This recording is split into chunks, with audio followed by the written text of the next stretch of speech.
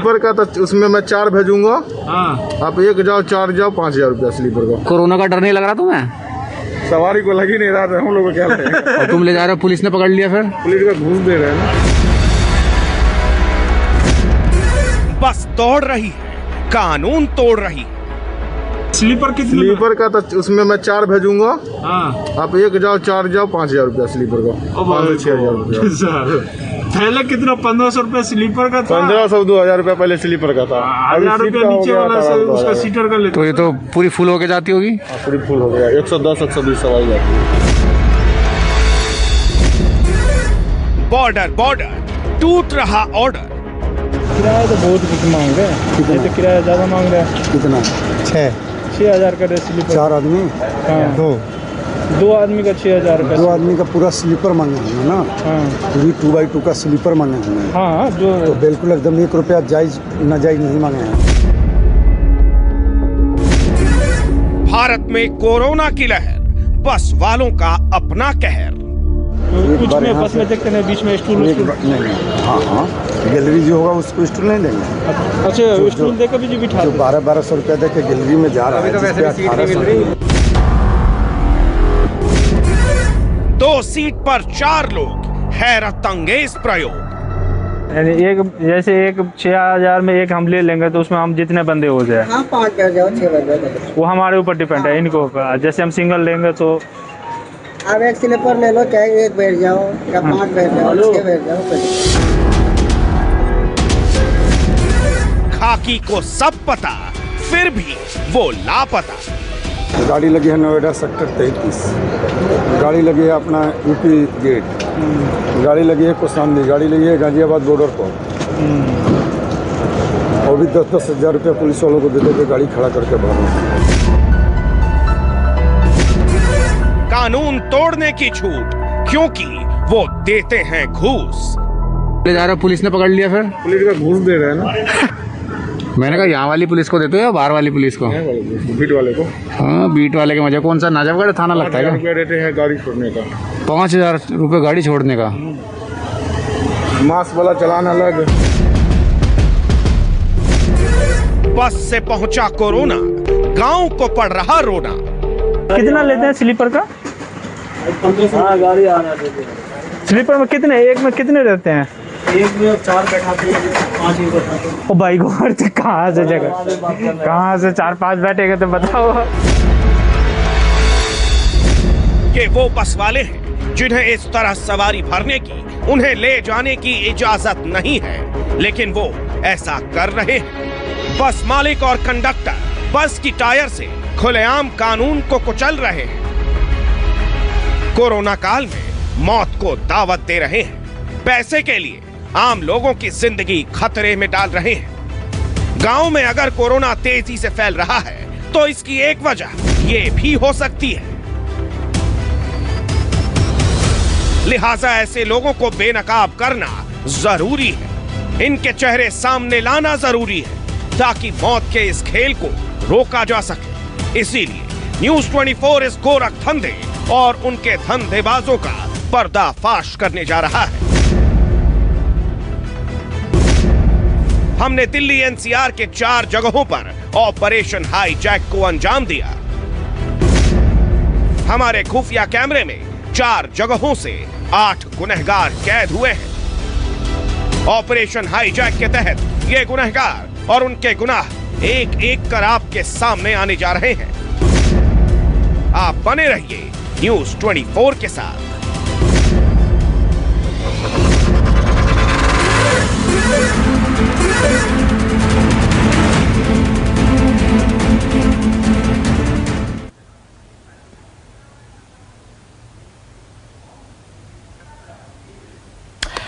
Operation hijack खुलासों की series में आज एक और बड़ा खुलासा न्यूज़ 24 करने जा रहा है। यकीन मानिए कि ऐसा खुलासा है कि आप चौंक जाएंगे। इस तरफ किसी की नजर नहीं जाएगी। जी हां, ऑपरेशन हाईजैक में बहुत बड़ा खुलासा। गैर कानूनी तरीके से बस चलाने वाले आज बेनकाब होंगे। कैसे, आप सोच भी नहीं सकते हैं। गैर कानूनी तरीके से धड़ल्ले से बसें चलाई जा रही हैं बिना परमिट के, वो भी कोरोना काल में। आप बैठे होंगे इन बसों में, लेकिन आपको मालूम नहीं होगा कि इनके पास परमिट है या नहीं है। गैर कानूनी तरीके से आपको बैठाते हैं, पैसे ऐंठते हैं, मजबूरी का फायदा उठाते हैं ये लोग। कोरोना की धज्जियां उड़ाने वालों का पर्दाफाश आज होगा। सवारियों से वसूली करने वाले गुनहगार आज बेनकाब होंगे। दिल्ली एनसीआर के 4 जगहों पर स्टिंग ऑपरेशन न्यूज़ 24 ने किया है, जिसमें 8 गुनहगार कैद हुए हैं। उन्होंने अपना खुलासा तो किया ही है, साथ ही वर्दी पर कई बड़े सवाल उठाए हैं कि वर्दी की मिली भगत से हम अंजाम देने में कामयाब हो पाते हैं।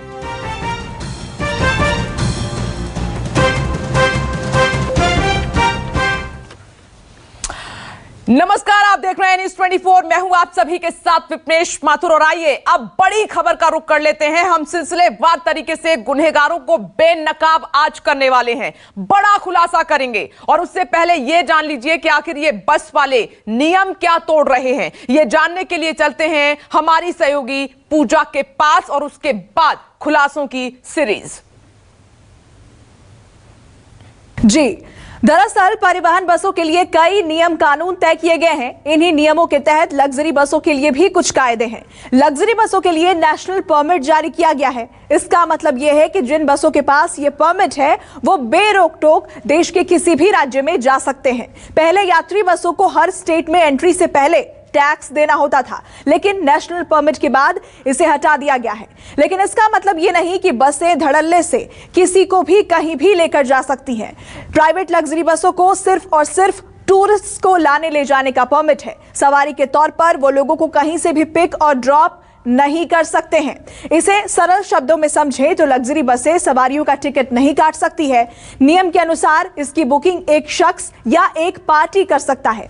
मिसाल के तौर पर समझिए कि आप सपरिवार कहीं घूमने जा रहे हैं तो प्राइवेट लग्जरी बस आपको लेकर जा सकती है। लेकिन आप जो देखते हैं कि इन बसों में सवारियों को कहीं से भी पिक किया जाता है, हर सवारी का टिकट काटा जाता है, वो गैर कानूनी है। अब ये समझिए कि लग्जरी बसें कैसे इस कानून को कुचल रही हैं। सबसे पहली बात तो कुछ बसें बिना नेशनल परमिट के चल रही हैं। नेशनल परमिट देश के हर लग्जरी बस के लिए नहीं है। इसके लिए अप्लाई करना होता है, एक फीस देनी होती है। इसके अलावा जिन बसों के पास परमिट है वो भी बेरोक टोक सवारियों को ढो रही हैं। इतना ही नहीं, बसें क्षमता से ज्यादा सवारियों को लेकर दौड़ रही हैं। कोरोना काल में जब बसों की क्षमता घटाकर 50% कर दी गई है, तब ये 200% यात्री लेकर चल रहे हैं। यानी कोरोना प्रोटोकॉल की धज्जियां उड़ाई जा रही हैं, यात्रियों से मोटी रकम वसूली जा रही है। अब आगे देखते जाइए, एक एक कर सभी वसूली भाई बेनकाब होने जा रहे हैं। तो ये प्राइवेट लग्जरी बसेस हैं और इनके बारे में ये जानकारी देना, नियम क्या है ये जानना आपके लिए जरूरी था, इसलिए सबसे पहले हमने ये रिपोर्ट आपको दिखाई है। तो अब शुरू हो रहा है ऑपरेशन हाईजैक। सबसे पहले आपको गाजीपुर बॉर्डर का हाल दिखाते हैं। यहां बस मालिक और उनके मैनेजर कानून कैसे तोड़ रहे हैं, पहले इसका खुलासा करते हैं।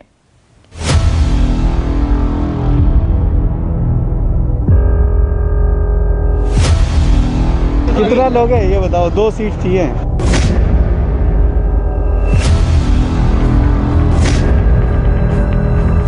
हमें यह जानना था कि जिन प्राइवेट बसों को सवारी भरने का अधिकार नहीं है वो कोरोना काल में कैसे चल रही हैं, और अगर चल भी रही हैं तो उनमें कोरोना गाइडलाइंस को कितना फॉलो किया जा रहा है। उससे भी बड़ा सवाल ये था कि जो लोग इस आफत काल में इन बसों से जा रहे हैं उनके साथ उगाही हो रही है या नहीं।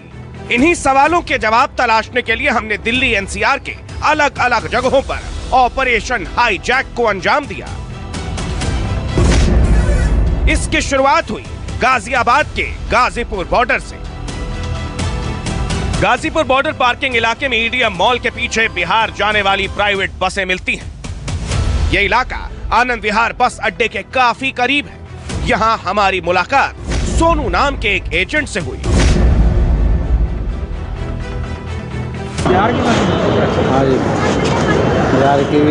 भैया कितनी देर में आ रहे हैं? आ रहे हैं बस। ये उधर जा, उधर दरभंगा नहीं मिलेगी। कहाँ मिलेगी? मुजफ्फरपुर के पास बना हुआ है गाड़ी का। मुजफ्फरपुर तक ही जाते हैं? बेरिया बस स्टैंड। और फिर मुजफ्फरपुर से आप खुद जाओ वहाँ से आगे भाई साहब। कितना है मुजफ्फरपुर का? कितना ले रहे हो? बेरिया बस स्टैंड 15। सुना आपने, जिस बस के पास नेशनल परमिट है, सिर्फ टूरिस्ट को ले जाने की इजाजत है, वो बिहार के मुजफ्फरपुर तक जाएगी, सवारी भर कर ले जाएगी। एक सवारी का किराया लगेगा 1500 रुपए। ये तो शुरुआत भर थी, आगे इस एजेंट ने जो कुछ कहा वो बहुत ही डरावना है। कौन सा सीट का? स्लीपर का? ये स्लीपर में 4 लोग बैठ के जाना।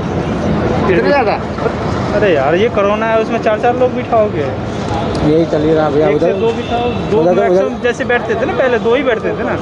उसका किराया 6000 रुपये 2 जने का। अबे यार कितना, 1500 रुपये पहले उसका था ना। यही गाड़ी का मैनेजर है भाई। अरे चाचा कैसे इतना बढ़ा दिए? जिस 2 स्लीपर सीट पर पहले सिर्फ 2 लोग जाते थे, अब उस पर 4 लोग ले जाए जा रहे हैं। जिस सिंगल स्लीपर सीट पर 1 लोग जाते थे, उस पर 2 लोग बिठाए जा रहे हैं। ये सब कोरोना काल में हो रहा है। वक्त कहता है, हालात कहते हैं, कोरोना प्रोटोकॉल कहता है कि बसें आधी क्षमता के साथ चले।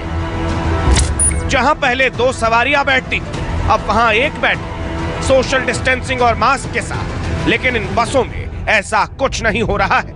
मौत को खुलेआम दावत दी जा रही है। उन मुसाफिरों की जिंदगी खतरे में डाली जा रही है जो मुश्किल वक्त में किन्हीं वजहों से अपने घर को जा रहे हैं। ऊपर से बस मालिकों ने आपदा को अवसर में बदल दिया है। मोटी रकम वसूली जा रही है। एक सीट से 2 गुना पैसा कमाया जा रहा है। कौन सा सीट का? स्लीपर का? ये स्लीपर में 4 लोग बैठ के जाना। कितने ज्यादा? अरे यार ये कोरोना है, उसमें 4 लोग बिठाओगे? यही चल ही रहा भैया। उधर 2 बिठाओ, 2 मैक्सिमम जैसे बैठते थे ना, पहले 2 ही बैठते थे ना। उसका किराया 6000 रुपये 2 जने का।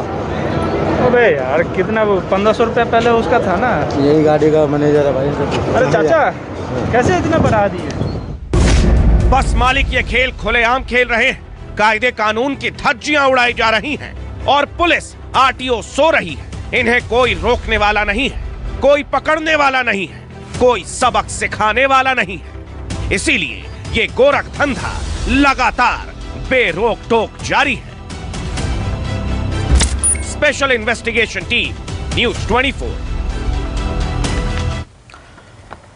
तो ये सच्चाई है जो हमने आपके सामने रखी है। प्राइवेट लग्जरी बसेस हैं ये, और पुलिस की मिलीभगत से लंबे समय से इसको अंजाम दिया जा रहा है, लेकिन किसी की नजर नहीं पड़ी। जब हम तक ये जानकारी पहुंची तो हम तह तक गए, जमीनी स्तर तक गए और ये सच्चाई आपके सामने लेकर आए हैं। कोरोना काल में जब जान जा रही थी तो कैसे इन लोगों ने जान के साथ खिलवाड़ किया, कैसे धज्जियां उड़ाई और हर बैरिकेडिंग पर पुलिस खड़ी हुई थी, लेकिन नजर कैसे नहीं पड़ी। ये तमाम सवाल हैं, आज भी पार्टियों को चुभेंगे, लेकिन पूछेंगे, लगातार पूछेंगे। आइए सिलसिला शुरू करते हैं और जुड़ गए हैं तमाम खास मेहमान इस वक्त हमारे साथ। मनोज यादव जी बीजेपी की तरफ से इस वक्त हमारे साथ मौजूद हैं। आनंद माधव जी भी हमारे साथ जुड़ गए हैं कांग्रेस की तरफ से। अनुराग भदौरिया को आप देख रहे हैं समाजवादी पार्टी से हमारे साथ मौजूद हैं, और जेडीयू से माधव आनंद जी इस वक्त हमारे साथ मौजूद हैं। आप सभी का बहुत बहुत स्वागत है। लेकिन मैं शुरुआत कर रही हूं मनोज यादव जी आपसे। ये ऑपरेशन हाईजैक है सर, खुलासों की सीरीज में एक और बड़ा खुलासा, और हर बार आप मेरे साथ रहे। ये कैसे नहीं सरकार को समझ में आया, कैसे किसी की नजर नहीं पड़ी, राज्य सरकारों की, कैसे पुलिस की नजर नहीं पड़ी। ये वो बसेस हैं जिनके पास परमिट नहीं है, लेकिन कोरोना काल में इन्होंने सवारियों को बैठाया, टिकट काटा, एक सीट पर 2-2 सवारी। कैसे ये मुमकिन है, कैसे यकीन नहीं हो रहा है जनता को? इतने सारे बैरिकेड से सुरक्षा थी। गणेश जी, सबसे पहले तो आपको और आपकी टीम को साधुवाद। जिस तरह से आपने ऑपरेशन चलाया था, ऑपरेशन चलाया था और सफलतापूर्वक उसका असर भी हुआ, राज्य सरकारों ने संज्ञान लिया और ये ऑपरेशन आपने चलाया। ऑपरेशन नहीं, इस तरह से कोरोना को तोड़ते हुए लिंक चल रही है, से ऐसा है कि चल रही है। इस आपदा में भी का प्रयास करने वाले ऐसा नहीं है केवल कुछ चंद लोग हैं। यहाँ राजनीतिक गिद्ध भी कुछ लगे हुए हैं, कुछ लिबरल गैंग के लोग भी लगे हुए हैं, कुछ बुद्धिजीवी भी लगे हुए हैं, कुछ ऐसे लोग भी, वाम दल के लोग भी लगे हुए हैं। जिस तरह से आपने देखा कि टूल किट कल आया, किस तरह से देश को बदनाम करने का प्रयास किया जा रहा है, देश की छवि को तोड़ने का प्रयास किया जा रहा है। जिस WHO ने जिस ट्रेन को मानने से मना कर दिया। उसका स्ट्रेन का नाम नरेंद्र मोदी स्ट्रेन दिया जा रहा है, इंडियन स्ट्रेन बताया जा रहा है। तो केवल यही एक ही स्तर पर इस तरह के असामाजिक तत्व काम नहीं कर रहे हैं, ये बड़े स्तर पर चल रहा है। केंद्र सरकार की जवाबदेही है, लेकिन राज्यों की सबसे बड़ी जवाबदेही यही है कि परिवहन का जो मामला आता है वो स्टेट का विषय है। हर स्टेट को इसके बारे में चिंता करनी चाहिए और अपनी जवाबदेही तय करनी चाहिए, किंतु क्या करें, ऐसा हो नहीं रहा है। तो अभी मुझे ऐसा लगता है कि कोरोना प्रोटोकॉल का पालन करते हुए इन सब चीजों का विशेष ध्यान रखना चाहिए और ये जो बसों में जो संख्याएं ज्यादा होती है उनको ठीक तरीके से करना चाहिए। एक यहाँ पर एक प्रोटोकॉल बनाना चाहिए, एक सिस्टम बनाना चाहिए, राज्य सरकारों की जिम्मेदारी है। तो राज्य सरकारें जितना जल्दी तत्परता से एक काम करे उतना ही अच्छा होगा, जनता का भी भला होगा। लेकिन कुछ तथाकथित लोग हैं जो बसों के नाम पर ऑटो भेजते थे, कुछ ऐसे भी लोग हैं जो बसों के नाम पर एम्बुलेंस भेज रहे थे, तो उन लोगों से तो पूछने की आवश्यकता है नहीं। लेकिन मैं इतना कह देता हूं कि ये जो भी हो रहा है गलत हो रहा है, इंसानियत के खिलाफ है, जब मानवता और ये अभी से नहीं हो रहा है मनोज यादव जी, ये लंबे समय से हो रहा है। कोरोना काल में तो नियम कानून की धज्जियां उड़ाई हैं। इन बसेस के पास नेशनल परमिट होता है, लेकिन ये सवारियों को धो रहे हैं जैसे सरकारी बसें दिल्ली और अन्य राज्यों में चलती हैं, रोकते हैं, टिकट काटते हैं। और एक एक सीट पर, जहां स्लीपर सीट है जिसमें 1500 रुपए एक सवारी का पहले हुआ करता था, दो वहां पर बैठाए हैं, 3-3 हजार रुपए काटे हैं। और साफ तौर पर नाम लिया है पुलिस का कि 10-10 हजार रुपए पुलिस को देते हैं, हमारी बस आसानी से निकल जाती है। कैसे कैसे ना सवाल उठे सर। आनंद माधव जी,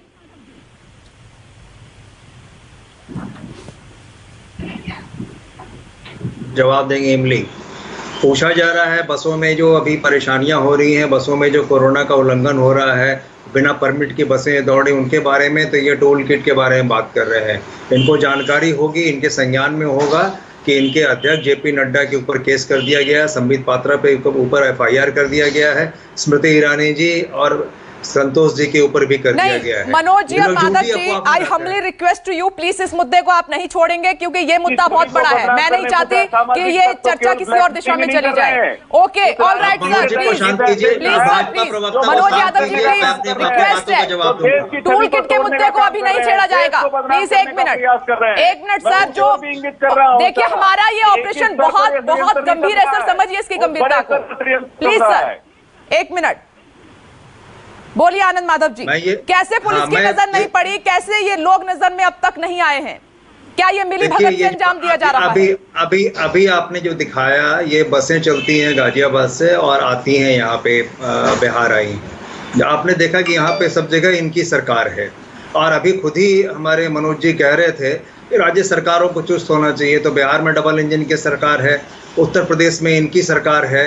तो इस तरह से जो रैकेट चल रहा है तो इनके नाक के नीचे चल रहा है। सच्चाई ये है कि भाजपा के शासनकाल में कागजें बहुत निकलती हैं, वो सर्कुलर्स बहुत निकलते हैं, लेकिन उस पर इम्प्लीमेंटेशन नहीं होता है। कहा गया है कि बसों में 50% से कम कैपेसिटी में, कम क्षमता में ये बसें चलेंगी, लेकिन आपने बताया कि वो 2 गुनी, 3 गुनी, 4 गुनी क्षमता से ये बसें चल रही हैं। इनके नाक से नीचे, इनके प्रशासन के सामने, इनके प्रशासन के मिली भगत से ये चल रही हैं और ये यहाँ बैठ के आलाप कर रहे हैं। तो इनको ये देखना चाहिए कैसे इसको रोका जाए, कैसे ये जो है असामाजिक तत्व जो इस तरह का काम कर रहे हैं उनको सलाखों के पीछे किया जाए। चाहे कोई भी हो, शासन आपका है, दिल्ली से लेके आप केंद्र से लेके उत्तर प्रदेश और बिहार तक। तो इसमें आप फिर बकवास क्या कर रहे हैं? आपको देखना चाहिए जो स्थिति है। निश्चित रूप से कोरोना काल के नियमों का, जो प्रोटोकॉल का उल्लंघन है, ये एक मानवता के नाम पे बहुत बड़ा एक कलंक है। इसको किसी भी तरह से ठीक करने का प्रयास किया जाए और अगर ऐसा नहीं किया जाता है तो ये कैसे फैलेगा? एक तो पहले ये कोरोना की जो विकरालता है इसको समेटने में असफल रहे और जो चीजें हो रही हैं, चिट्ठियां ये रोज निकालेंगे, सर्कुलर रोज निकालेंगे। दिल्ली, राजस्थान, ये एक राज्य की बात नहीं है सर, एक राज्य की बात नहीं है। दिल्ली में हो रहा है तो दिल्ली सरकार की जिम्मेदारी है, राजस्थान में हो रहा है तो राजस्थान सरकार की जिम्मेदारी है, उत्तर प्रदेश में हो रहा है तो उत्तर प्रदेश की जिम्मेदारी है। जो बसें चल रही है, अरे पंजाब से जो चल रही है बसें, इनको दिखाई नहीं देगा। और ये लोग तो वो लोग हैं, ये लोग आपको पता है जो आपने ऑपरेशन मेघदूत किया था, उस मेघदूत में इनके श्रीनिवास जैसे लोग भी फंसे हुए हैं। मुझे बताइए, नवनीत काबरा से क्या संबंध है कांग्रेस पार्टी का? खान मार्केट के इनका क्या संबंध है उनसे? इन्होंने इतना संग्रह किया, हाईकोर्ट ने भी लताड़ लगाई है, ये जो आप जो चोरी करके, आपने चोरी करके जो ये चिट्ठी लेटर पैड जो उसको जो निकाला, इसका कौन जवाब देगा? संग्रह कैसे किया? ऑक्सीजन का संग्रह कैसे किया, ऑक्सीजन कंसंट्रेटर कैसे आपके पास आ गए? आपकी प्रशासन में पूछताछ तो कर रही है, कांग्रेस के नेताओं को कर रहे हैं, उनको आप सलाखों के पीछे डालने का प्रयास तो कर ही रहे हैं। यहाँ से लेके दिल्ली तक जो सेवा कर रहे हैं, एक तो आप कर रहे हैं असफल है, एक तो आप कर रहे हैं असफल है, आपके सामने जो चीजें हो रही है वो आप कर नहीं पा रहे हैं। आपको छत्तीसगढ़ दिखाई नहीं देगा, आपको पंजाब दिखाई नहीं देगा, दिल्ली पुलिस ने कार्रवाई की है, आप वो नहीं देख रही है, दिल्ली पुलिस ने कार्रवाई की है। सबके साथ मिले में आए, एम्बुलेंस का मामला हो, आनंद माधव जी और मनोज यादव जी, मिली भगत तो है, मिली भगत तो है, ये मुद्दे से आप भटकाएंगे लेकिन जवाब तो आज हम लेके रहेंगे कि कैसे दिखाई नहीं दे रहा पुलिस प्रशासन को। ये प्राइवेट बसेस वाले मनमानी कर रहे हैं, तमाम नियम तोड़े हैं, पुलिस का नाम दे रहे हैं कि 10-10 हजार रुपए हमने दिए हैं, जिम्मेदार तो सभी हैं इसके लिए। विभूति नारायण सर भी हमारे साथ जुड़ गए। अनुराग भदौरिया, कैसे ये सब? देखिए, कोई बसेस है, कोई छोटी सी कार तो है नहीं जो दिखाई नहीं दी होगी टोल नाकों पर। तो वही मैं बता रहा हूँ, उल्टा चोर कोतवाल को डांटे। भारतीय जनता पार्टी का भ्रष्टाचार जो है ना, भ्रष्ट पार्टी है, साफ दिखाई पड़ रहा है। उत्तर प्रदेश के अंदर में, बिहार के अंदर में भारतीय जनता पार्टी की सरकार है, और भारतीय जनता पार्टी की सरकार में जिस तरह से भ्रष्टाचार देखने को मिल रहा है, ये वो सरकार है जो मौतों को छुपाने की बात करने वाली, जो अपने ही देश के लोग हैं, अपने ही लोग हैं जिनकी डेथ हो गई है, उनका ये लोग हैं जो उनको छुपाने की कोशिश करते हैं, आंकड़ों को भी छुपाते हैं। अब इस तरह की बसें चल रही हैं तो कहाँ योगी जी कहाँ देखेंगे? वो तो हेलीकॉप्टर लेके घूम रहे हैं हवा में, और हवा में बातें करते हैं, हवा में समस्या देखते हैं, हवा में समाधान करते हैं, फिर हवा में उड़ जाते हैं। तब बदतमीज व्यक्तित्व पर, तुम्हारे बीच में नहीं बोला था, ये अनुराग भदौरिया जी, शब्दों पर संयम देखिए, हजार आप चर्चा में आते हैं, मैं रिक्वेस्ट करती हूँ कि आप तर्क दीजिए, काउंटर कीजिए, अटैक कीजिए, लेकिन शब्दों की मर्यादा को तोड़ता न्यूज़ 24 के प्लेटफॉर्म पर मत कीजिए। सभी रिस्पेक्टफुल यहाँ पर पैनल है। प्लीज अनुराग भदौरिया की आवाज को डाउन किया जाए। प्लीज अनुराग भदौरिया जी, मेरी रिक्वेस्ट है कि शब्दों पर संयम रखिए। न्यूज़ 24 अलाउ नहीं करेगा ऐसे शब्दों को। आपको डिबेट करनी है तो ठीक से यहां पर कीजिए। विभूति नारायण सर, मुझे यकीन नहीं हो रहा है, ये जनता के लिए भी धक्का है सर, मुझे भी धक्का लगा जब ये जमीनी हकीकत सामने निकल कर आई कि ये लग्जरी बसेस वाले जिन्होंने धज्जियां उड़ाई हैं कानून की, और इनको परमिशन भी नहीं है और किसी को नजर नहीं आ रहा है। देखिए, सबको नजर आ रहा है, ये खुलेआम भ्रष्टाचार है। मुझे आश्चर्य हो रहा है कि किसको नजर नहीं आ रहा है। अगर आप थोड़ी सी गहरी जांच कराएंगे, आपकी टीम जो लगी हुई है, आप पाएंगे कि इन बसों के ज्यादातर मालिकान लोकल विधायकों या सांसदों की या तो बसें हैं या उनके बहुत करीबी लोग हैं, और ये सारी बसें पुलिस को और रास्ते में पड़ने वाले जितने नाके या जो भी सरकारी विभाग इसकी जांच कर रहे होंगे, सबको पैसा दे रहे हैं। तो ये तो खुलेआम हो रहा है, और इसमें इस तमाम में सभी नंगे हैं। ऐसा नहीं है कि पहले नहीं, पहले की सरकारों में भी हुआ, इस सरकार में भी हो रहा है, कोई रोक टोक नहीं है। लेकिन बड़ा दुर्भाग्यपूर्ण है कि कोरोना जैसे मानवीय त्रासदी में इसमें भी लूट खसोट का खेल जारी है, चाहे वो एम्बुलेंस का ड्राइवर हो, चाहे अस्पतालों में मिलने वाली सुविधाएं हो। आप कहीं भी बिना पैसा दिए और बहुत एग्जॉर्बिटेंट रेट पर, मतलब जो आप अफोर्ड नहीं, एक मिडिल क्लास या लोअर मिडिल क्लास जिसको अफोर्ड नहीं कर सकता, बिना पैसा दिए आप अस्पतालों में या एम्बुलेंस में सुविधा नहीं पा सकते। उसी तरह इन बसों में ये गरीब बेचारे प्रवासी जो यहाँ आकर के खटते हैं, किसी तरह से अपनी रोजी रोटी चलाते हैं, लॉकडाउन की वजह से मजबूरन जा रहे हैं, सारे कोरोना प्रोटोकॉल की धज्जियां उड़ रही हैं। इनसे जितना वसूला जा सकता, 1500 रुपए का 6000 रुपए लिया जा रहा है, और वो बेशर्मी के साथ कह भी रहा है। तो इंटरव्यू में आप देखें, बड़ी बेशर्मी के साथ वो पुलिस को देने की बात कर रहा है। और मैं तो अभी भी अपने उस पर कायम हूँ, आप केवल कि ये पता लगा ले ये बसें हैं किनकी। ये बसें निश्चित रूप से जो पॉलिटिकली बहुत ताकतवर लोग हैं उनकी बसें या उनसे जुड़े हुए लोगों की बसें हैं। इनका कोई कुछ बिगाड़ नहीं सकता। इनका दुस्साहस तो इतना बढ़ गया है कि ये खुलेआम कहते जा सकते हैं कि फलाने विधायक जी की है, फलाने सांसद जी की है, और या हमने पुलिस को पैसा दिया, हमने किया। तो ये स्पष्ट है, मतलब ये तो भ्रष्टाचार है। इसके अलावा और आप इसके लिए कोई शब्द नहीं इस्तेमाल कर सकते। और इसमें सब नजर आ रहे हैं सर। हाँ, सब नजर आ रहे हैं। सब नजर आ रहे हैं इसमें, इस भ्रष्टाचार में कोई किसी पे उंगली नहीं उठा सकता। जी जी जी, मैंने बहुत साल उत्तर प्रदेश में नौकरी की है, अब तो 5-7 साल से रिटायर हूँ मैं। लेकिन पिछली सरकारों में भी यही होता था। पिछली सरकारों में भी इसी तरह खुलेआम ये बसें चलती थी और इसी तरह कानून की धज्जियां उड़ती थी। इस सरकार में भी हो रहा है। इस सरकार में कोई फर्क नहीं आया है। तो ये बड़ी दुर्भाग्यपूर्ण चीज है। अब देखिए, अब आपके सारे जो आप पर्दाफाश कर रही हैं, इसके बाद क्या कार्रवाई होती है, जरा इस पर भी हमें नजर रखनी चाहिए। ठीक है सर, एक छोटा सा ब्रेक, और ब्रेक के बाद भी ऑपरेशन हाईजैक लगातार जारी है। तमाम मेहमान हमारे साथ बने हुए हैं, तीखे सवाल होंगे लेकिन जवाब हम लेकर रहेंगे। नमस्कार, मैं हूं मानक गुप्ता। अगर आपको हमारा ये वीडियो पसंद आया हो तो इसे लाइक और शेयर जरूर करें, और हां, हमें सब्सक्राइब और फॉलो करना ना भूलें ताकि आप देश और दुनिया की कोई खबर मिस ना करें। तो जुड़े रहिए हमारे साथ और देखते रहिए News 24।